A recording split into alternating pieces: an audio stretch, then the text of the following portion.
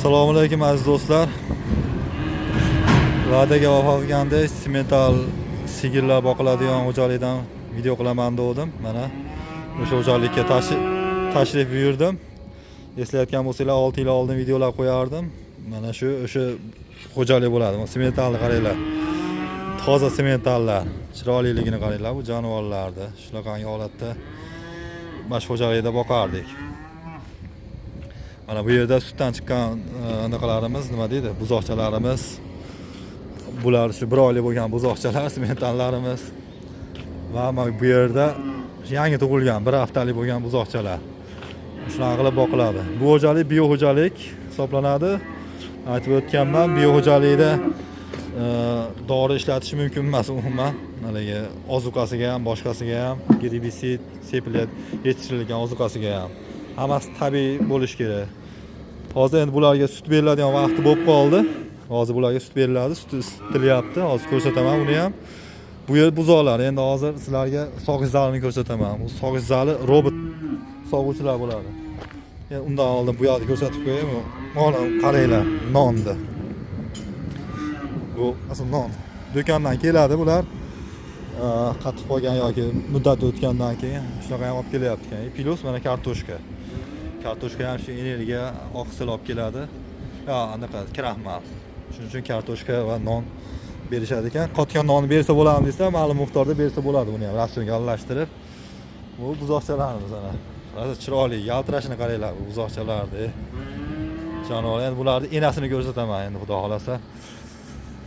Bu xo'jalikda shu 4 yil ishlaganman. Bu bio xo'jalik asosan semental sigirlar boqiladi. Shu Bavariyadan maxsus shu 100% lik joydan olib kelingan semental buzoqchalarimiz. Sigirlar olib kelingan, shu birinchi tug'ma, shundan beri boqiladi. Endi mana katta molxonalar, sigirlarni turadigan joy. Bu yerda shu katta buzoqchalar turadi, u 1 yoshlargacha bo'lgan. Bu yer katta sigirlar turadi. 100 ta 120 ta sigir sog'ilyapti hozir. Ko'rayotgan bo'lsanglar, mana robot sog'uvchi. Bu yerda hozir robot sog'uvchiga kiramiz. Xudo xolasa.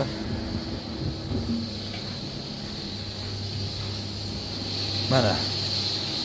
Buni qaranglar, robot sog'yapti sigirlarni. Mana bu ikkita robot o'rnatilgan bu yerga. Bittasining narxi 50 mingdan oshiqroq, 50 ming dollardan. Ikkitasi 100 mingdan oshiqqa tushgan. Bu qarang, sog'ishdi. Robot o'zi taniydi, lazeri bor, o'zi sigir kelsa sigir taniydi-da, o'zidan sog'ib turadi mana. O'ziga moslab oladi. Birinchi tozalaydi yelindi, keyin o'zi sekin sog'adi. Mana bunda tozalaydi. Cho'tkalab, keyin dezinfeksiyani ham o'zi qiladi sog'ib bo'lgandan keyin. Mana bu yerda qaysi sigir qancha sog'ilayotganligi ko'rsa bo'ladi. Mana 8 minut o'rtacha sog'ilish kerak ekan. Litrlarga da mana ko'rayotgan bo'lsanglar, qaysi yelindan qancha sut chiqayotganini aytib turadi mana.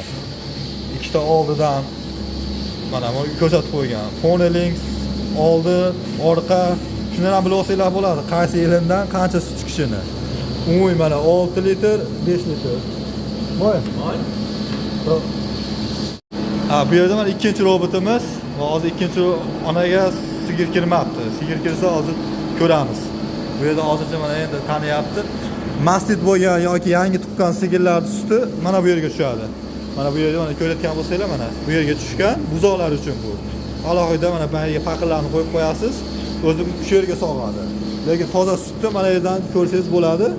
Umumiy mana robotning ichi mana shuni ichiga sog'ilinadi robot. Hammasi avtomatlashtirilgan. Ko'rayotgan bo'lsanglar, Leli firmasiniki, bu katta Yevropada juda tanish firma. Kelish. Mana bu sigir kirdi. Shuni kutyapti mana yelindi yuvayapti. Nima deydi? Tozalayapti ko'rayotgan bo'lsanglar. Tozalab ketib olib berish kerak-da, qo'lda so'yapsiz mana. Birinchi tozalab oladi. Keyin ana bu sog'ish apparatlari ilinadi. Robot qilyapti mana shuni. Ko'rayotgan bo'lsanglar. Mana qaranglar. Shunday holatda sog'adi.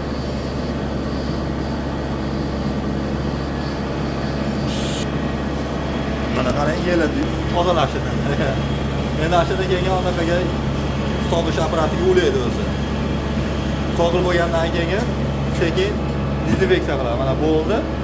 Endi mana apparat ilinishini qarang. Lazer o'zi tanib oladi, qanday holatda nima qilishini, ildi, selinini, ikkinchisini ham ildi, uchinchisini ham ildi.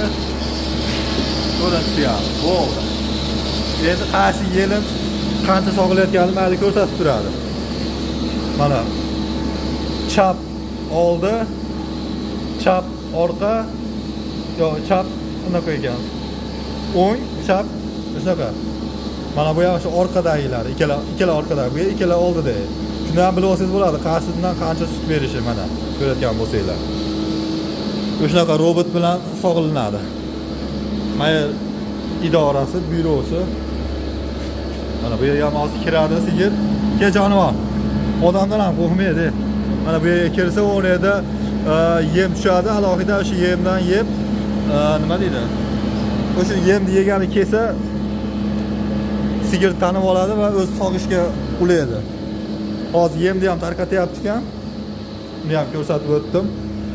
Mana bu yerimiz o'sha yozamiz qancha sigirimiz qancha sog'ildi, boshqa shu dokumentlarni ishlarni o'sha yerda qilamiz. Bu dorisi bo'lsa kerak. Shunaqa.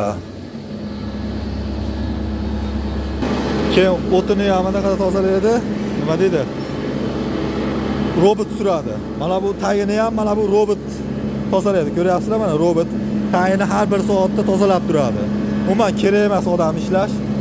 Bular munajil nima bilmayman, sog'iladigan sigir ekan, yelidan tanib oldik. Bu yerda shu qashloq ishlari shunaqa. Bu yerda suv turadi, bu ham avtomat. Bular sog'ilinadi endi. Endi hozir tovuqimiz ham bor, endi tovuq fermani ko'rsataman, xudo xolasa. Shu yerda 4 yil oshiq ishlaganmiz. 4 yil ekan, to'liq. Bu yerda suvoy mollarimiz turadi. Mana bu yerda mana suvoy mollarimiz. Bu yerda sigirlardan tashqari tovuqlar ham boqiladi. Mana bu tovuq uyi uchasi hisoblanadi. Bu ko'chma ko'chirib yursangiz bo'laveradi. Bu yerda 300 ta tovuq sig'adi bu yerga. 300 ta tovuqqa mana 5 tami, 6 tami xo'roz qo'shib qo'yilgan. O'sha naqladi. Bunga bir haftada bir marta suvini to'ldirib qo'yasiz, yemini berib qo'yasiz, bo'ldi. Faqat qiladigan ishingiz tuxum teriladigan bo'ladi, hisoblanadi. Faqat tuxum terasiz. Bu ham tabiiy usulda boqilish kerak. Bu ham bioxo'jalik bo'lgani uchun mana atrofi mana bunday sim bilan o'rab qo'yiladi-da va mana bunday o't yeyish kerak. Maxsus ozuqasi ham bor. Bular har kuni tug'adi, kamida 280 ta. Bularga tovuqxonadan 2 ta bor. U bitta, bu ikkinchisi. Bu yerda g'ozlar ham bor ekan, o'rdaklar. Juda chiroyli xo'jalik, xudo xolasa. G'oz, tovuq hamma yo'g'i bor. Endi hozir anaqani ko'rsataman, tovuqxonaning ichini. Bu tovuqlar tashqariga ham chiqib ketibdi, qarang. Mana shu tovuqxona hisoblanadi, qarang. Tovuq ichkarida mana bu ochasiz. Mana bu yerda suv idishlari bor, mana bu yerda, mana bu yerda yem, avtomatik, bu ham yemi ham shunaqa nima deydi? Avtomat bo'ladi. Endi tug'adigan joyini ko'rsataman. Endi kirmay qo'yaveray. Mana bu yerda tuxum tug'ishadi. Hozir tuxum tug'adigan joyini ko'rsataman. Yettalabdi shu 6 nima qilasiz? Mana bu ikkita etaj, mana bu yerga ham tuxum tug'adi, bu yerga mana bu yotib, uni kavlasangiz tuxum chiqadi ichidan. Terish yoribdi-da, ichida yo'q ekan. Mana yotibdi mana. Shuning ichida tuxum bo'ladi. Tuqqandan keyin bunday qilib terib olamiz yettalabdi. Bular ham bir xil vaqtda tug'adi. Hozir tuxum yo'q ekan. Qandaydir. Bu tarafida ham xuddi shunaqa ikkita joyda shu tuxum turadi. Bular yoz don berdik, maza qilib don deyishdi. Endi hozir anaqa ko'rsataman. Bu yerda g'ozlari bor ekan, g'ozlarni ham ko'rsataman. O'rdaklari bor ekan. Shu mana bu yerda o'rdak. O'rdakxona, tovuqxona, bu yerda yana bitta tovuqxonamiz o'ng yerda. Shunaqa keyin mollarni ham ko'rdinglar. Endi hozir o'rdaklarni ko'ramiz. Mana bu g'ozlar ekan. Bundan tuxumi qimmat bo'ladi bularda. Jonivor, bu cho'qiydi ekan. O'rdaklar bor ekan, uni hovuzcha qilib qo'yibdi o'rtaga. O'sha hovuzchada o'ynashib yurishadi ekan.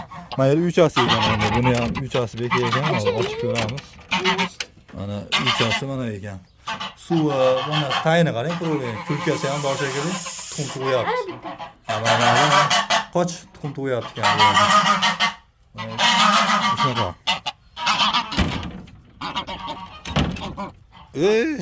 Qarang, kelgan. To'qolman deydi. Mana bu bunaqalari, nima deydi? Yer haydaydiganlari, mana bu ham yer tekizlaydigani. Bu apparatimiz o't ekardik, o't urug'ini, keyin bug'doy, arpa shunaqa ham ekiladi. Mana bu yerga shu arpa ekilibdi, rogan deb qo'yadi, arpa emas, boshqa narsa. Shu bug'doyga o'xshaydi. Shunaqa ekilgan. Mana bunda ham o't ekilasdi.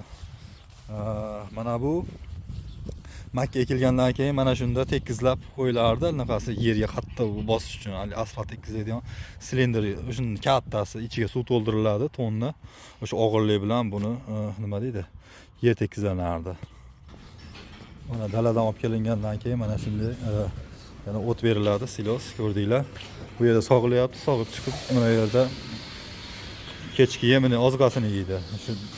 Shunaqa qilish kerakki, oziqasini o'zgartirmashingiz kerak. Dalada yegandan keyin ham baribir tashqari yana ratsion bilan boqishingiz kerak bu mollarni. Bu chiroyligini qaranglar, jonivorlar. Buzoqchalar ko'ringlar, maza qilasizda bu buzoqchalarni. Jonivorlar. Bularga mana hashar berilgan ekan, yana maxsus bu yerga ham silos beriladi, o't. Bular sutdan chiqqanligi uchun shunaqangi boqiladi. Barchalarga rahmat. Endi qo'ldan kelgancha bir video qildik. Xudo xolasa Telegram kanaliga o'tsanglar, shularda savol-javoblar bo'lsa, shu bemalol berasizlar.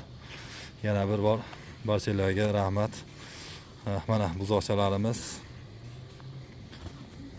Bu xo'jalikda mana bunaqalar ham olingan. Zotni o'zgartirish asosan flekpi, lekin bunga sementalli mana shves qo'yilgan.